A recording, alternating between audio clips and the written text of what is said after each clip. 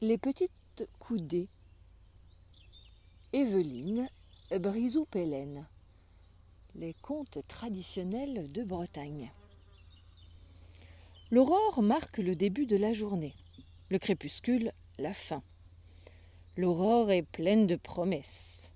Le crépuscule clôt le temps passé, sur lequel on ne peut revenir, et porte à la réflexion. On peut préférer l'un ou l'autre. Dans ce conte de la région de Loudéac, les petites coudées. Le roi et la reine de ce pays avaient 2 filles, qu'ils avaient appelées Aurore et Crépuscule. De l'aurore ou du crépuscule, quel est le plus beau ? Pour ce qui est des filles du roi, les avis étaient très partagés. Les gens de la contrée disaient qu'Aurore était la plus belle. La preuve, Aurore était la préférée de ses parents. Mais est-ce bien une preuve ? Il est vrai que lorsqu'on pénétrait dans le château, on trouvait immédiatement Aurore merveilleuse. Ses cheveux, ses yeux, son teint. Aucun doute, elle dépassait en beauté sa sœur, qu'on remarquait à peine. Mais si on restait un peu, si on passait une journée avec les 2 jeunes filles, on se prenait au fil du temps à trouver Aurore moins jolie et Crépuscule de plus en plus agréable à regarder. À chaque bal que donnait le roi, on pouvait voir qu'Aurore était très entourée au début et que, à la fin de la soirée, tous les jeunes gens se retrouvaient auprès de Crépuscule. Le roi et la reine se disaient que c'était sûrement par des procédés magiques que Crépuscule attirait les galants. Mais pas du tout. Ceux qui connaissaient bien les 2 jeunes filles vous le confirmeront. Crépuscule était gai et aimable, et on aimait sa conversation, tandis qu'Aurore n'était que belle. Cela, les parents ne s'en rendaient pas compte. Ils étaient agacés de voir tous les meilleurs partis de la région, les princes des contrées voisines, se plaire davantage en la compagnie de Crépuscule. Ils étaient agacés car ils voulaient le meilleur mariage pour leur fille Aurore, la plus belle et la préférée. Un soir, alors que le bal touchait à sa fin et qu'Aurore n'avait plus personne pour l'inviter à danser, le roi se mit en colère. Il entraîna sa femme à l'écart et lui dit « J'ai bien réfléchi. Le mieux est de se débarrasser de Crépuscule. Quand elle ne sera plus là, Aurore pourra enfin rayonner pleinement. » « C'est vrai, répondit la reine. Crépuscule empêche notre Aurore de s'épanouir. Je suis sûre que c'est par sorcellerie. Si Crépuscule est une sorcière, nous devons nous en séparer. Vous avez raison, mon mari. C'est notre devoir de parents. Et d'arguments douteux en affirmation de mauvaise foi, voilà le roi et la reine bien décidés à éliminer Crépuscule. Ils la firent appeler. « Ma fille, dit le roi, votre mère et moi avons décidé que vous deviez partir immédiatement chez votre marraine pour parfaire votre éducation. »« Bien, répondit Crépuscule étonné, je partirai dès demain si c'est votre volonté. »« Qui parle de demain ?» éclata le roi. « Vous partez dès ce soir, immédiatement. »« Mais il fait nuit noire. »« Comment ? Une fille discuterait-elle les ordres de son père ? » « Allons, intervint la reine avec amabilité. N'ayez aucune crainte. Nous vous donnerons un serviteur pour vous accompagner. » Crépuscule ne put rien dire, rien faire, que prendre un manteau et un panier de provisions. La nuit était noire et terrifiante. Partout les arbres se faisaient menaçants, les buissons inquiétants. Sûrement s'y cachaient des korrigans ou des âmes perdues. Crépuscule était apeurée, suivant comme son ombre le serviteur qui marchait devant elle avec une lanterne. Mais soudain, la flamme s'éteignit. Un coup de vent peut-être ? Non, il n'y avait aucun souffle. Et en même temps, le serviteur avait disparu. Crépuscule appela, tenta de percer des yeux la nuit noire, ignorant que le serviteur était reparti en l'abandonnant parce qu'il en avait reçu l'ordre. Le cœur serré, ne sachant que faire, Crépuscule se hissa sur une branche basse pour se mettre à l'abri des animaux qui pouvaient rôder dans la nuit et attendit le jour. À l'aube, elle regarda autour d'elle et ne reconnut pas l'endroit. Elle était perdue. Elle faillit se mettre à pleurer, mais cela n'aurait servi à rien. Elle décida donc de ravaler ses larmes et de faire comme si elle se promenait. Elle s'enfonça dans les bois. Au soir, elle ne savait toujours pas où elle était. Elle monta dans un arbre pour y passer une deuxième nuit et, écoutant tous les bruits de la forêt, elle attendit le jour. Les premiers rayons du soleil la frappèrent de stupeur. Il faisait miroiter dans le lointain un château merveilleux qui semblait taillé dans le cristal. Toute heureuse, Crépuscule sauta de l'arbre et courut dans cette direction. Le spectacle était à vous couper le souffle. Le château était comme illuminé de l'intérieur et diffusait une chaude lumière. Crépuscule frappa à la porte. Elle attendit un long moment, sans qu'aucune réponse ne lui parvienne. Le château était-il désert? Elle frappa encore. Au bout d'un moment, il lui sembla entendre de toutes petites voix, dont le murmure passait sous la porte. Enfin, au bout d'un temps infini, le lourd battant s'entr'ouvrit. Crépuscule n'en crut pas ses yeux. Il n'y avait là que de minuscules femmes, pas plus hautes qu'une coudée. Une coudée est une ancienne mesure correspondant à la longueur de l'avant-bras, du coude à l'extrémité du majeur. Elles avaient dû se faire la courte échelle pour parvenir au loquet de la porte et se mettre à plusieurs pour l'ouvrir. « Excusez-nous de vous avoir fait attendre, dirent-elles. Nous sommes les petites coudées. »« Bonjour, répondit Crépuscule. Je me suis perdue dans la forêt. Est-ce que vous pouvez me mener au maître de ce château ?»« Ce n'est pas un maître, observèrent les petites femmes. Alors, du fond de la pièce, parvint une voix douce.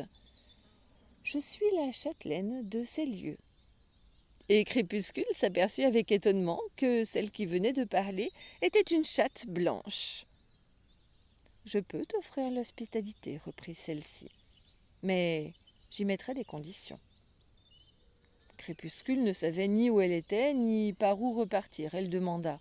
« Quelles conditions ? » « Tant que tu seras ici, tu ne devras jamais désobéir à mes ordres. »« C'est normal, dit Crépuscule. Je suis votre hôte.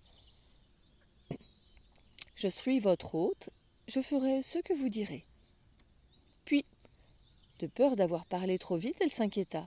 « Quels sont ses ordres ? » « Tu peux manger tout ce que tu veux, aller et venir, comme bon te semble, mais tu ne dois jamais t'approcher de l'étang. » Cela paraissait facile et Crépuscule accepta.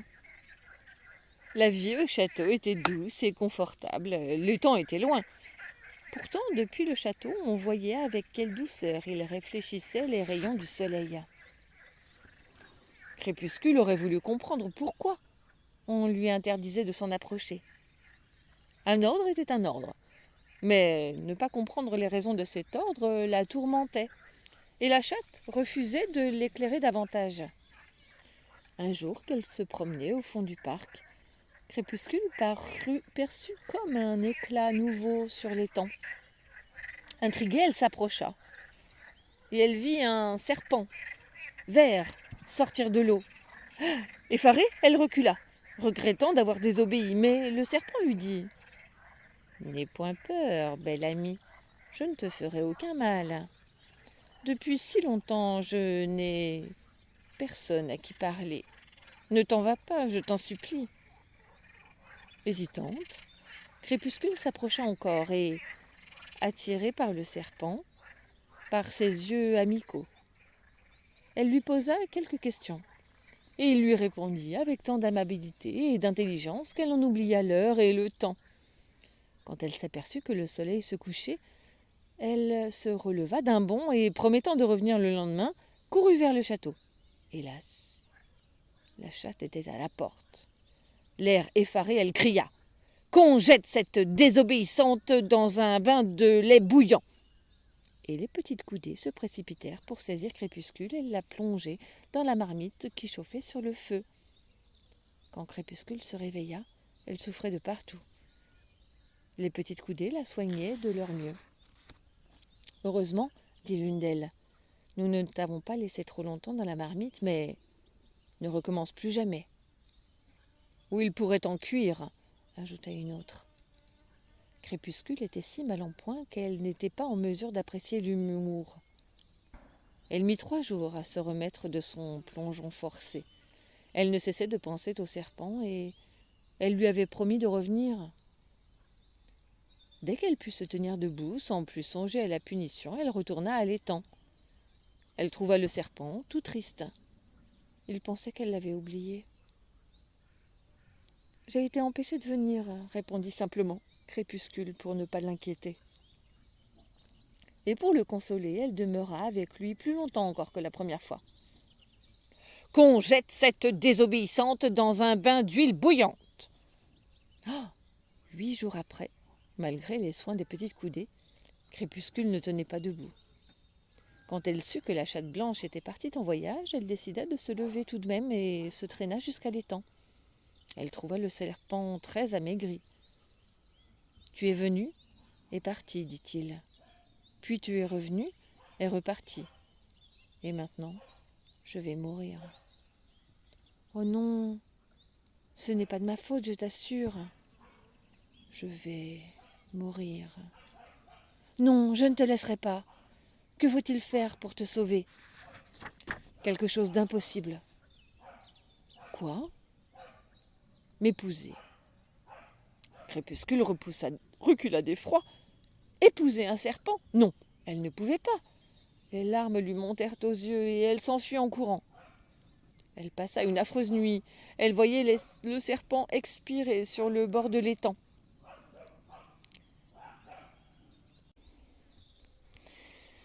Dès les premières lueurs du jour, elle se précipita vers l'eau et le trouva exténué. Déjà ses yeux se faisaient vitreux. La mort était sur lui. « Ne meurs pas, cria-t-elle, je t'épouserai. » Le serpent ouvrit ses yeux fatigués et Crépuscule y lut une grande affection. Elle se retourna subitement. La chatte blanche était là. Sa vie était finie. Elle ferma les yeux et s'apprêta à entendre sa sentence de mort. Mais la chatte blanche la regarda sans rien dire, sans un mot. Puis elle se détourna et regagna le château. Quand Crépuscule rentra à son tour, elle découvrit avec stupéfaction que tout était préparé pour le mariage. Elle en conclut que sa punition était d'épouser un serpent. Alors elle revint à l'étang. Elle prit dans sa main le serpent et revint, le cœur serré vers la chapelle. On demanda au serpent s'il voudrait prendre Crépuscule pour épouse et il dit oui. On demanda à Crépuscule si elle voulait prendre le serpent pour époux et elle ne put que remuer fébrilement les lèvres. Puis elle vit les yeux angoissés du serpent fixés sur elle et elle dit d'une voix sûre « Oui ». À peine eut-elle prononcé ce mot que tout sembla éclater autour d'elle. Le serpent était devenu un prince magnifique. La chatte, dans sa robe de velours rouge, une jeune jolie fille. Et les petites coudées étaient maintenant aussi grandes qu'elle. Le prince la serra dans ses bras et souffla. « Tu as été bonne, charitable et courageuse. Tu nous as tous sauvés de la malédiction de la sorcière. » Comme Crépuscule restait tout ébahi, le prince reprit. « Ma sœur était chatte blanche. Les dames de la cour petite coudée et moi, j'étais serpent. Et tout devait demeurer ainsi jusqu'à ce qu'une jeune fille accepte de m'épouser. Et j'ai trouvé une femme merveilleuse. » Crépuscule regarda les yeux du prince. Oui, elle les reconnaissait. Elle sut alors que c'était à cause de son regard qu'elle avait accepté d'épouser le serpent. « Je suis si heureuse, murmura-t-elle. »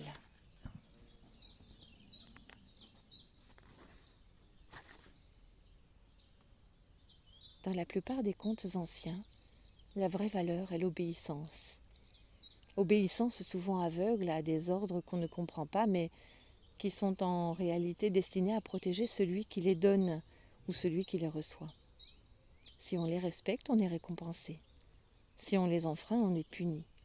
Ici, tout fonctionne différemment. D'abord, la chatte donne un ordre qui va à l'encontre de ses intérêts en défendant d'approcher de l'étang. C'est en fait pour tenter la jeune fille. Une interdiction dont on ignore le sens entraîne forcément une tentation. Ensuite, si elle la punit cruellement pour avoir bravé l'interdit, c'est pour l'éprouver, car la chatte a en fait besoin que la jeune fille surmonte les mauvais traitements et continue à désobéir. Crépuscule gagne et sauve tout un monde en agissant en accord avec sa conscience, plutôt que d'obéir à des ordres incompréhensibles, ce qui n'est pas une morale fréquente dans les contes.